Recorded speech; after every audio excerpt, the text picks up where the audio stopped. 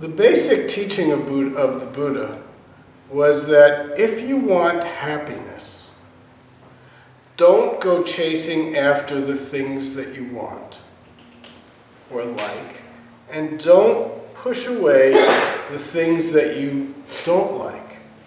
That actually the chasing after what you want and the resisting what you don't want causes suffering. And the very simple truth, the Buddha said, was, if you can stay present in this moment, accept what is here, happiness naturally arises. In a way that's counterintuitive and a little bit preposterous. Happiness is not about getting what I want and not getting what I don't want. If I just chase after that, I will actually suffer rather than be happy. That's the basic Buddhist teaching. As has been said sometimes in other contexts, everything else is commentary about that. Chasing after what you like, resisting what you don't like, actually causes suffering. The strategy we usually have to find some semblance of peace and happiness in our lives actually makes the situation worse, not better.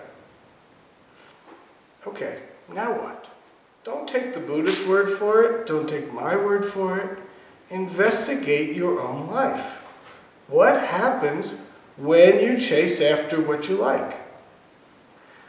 I find sometimes I get it. And that feels great for a couple of minutes.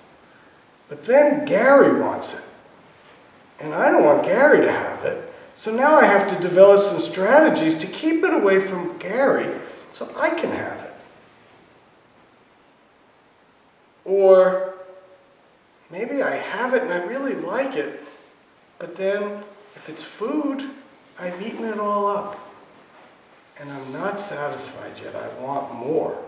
Actually, that little bit that I ate only made me want more, but I don't have any more. So now I'm sad. These kind of experiences.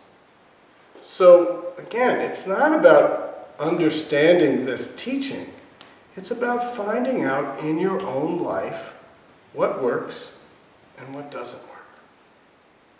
What brings love and peace and joy, and what brings hate, suffering, and despair. That's all. You find your own way. Everybody in this world is going to tell you, do it this way, do it that way. Sometimes it works, but it's kind of hit or miss. But the investigation that we do for ourselves is where the real gem is. You can do it from a Buddhist perspective, you can do it psychologically, you can do it in other religions. That's all fine. It doesn't matter which way you do it. But the point that the Buddha taught was, don't take anything for granted or on faith. Find out for yourself. And the thing that distinguishes Zen and Buddhism in general is that it gives a practice to actually find out your own truth. You don't have to accept anybody else's idea. But to do that, you have to understand yourself. You have to understand the world. You have to have a sense of how these things happen.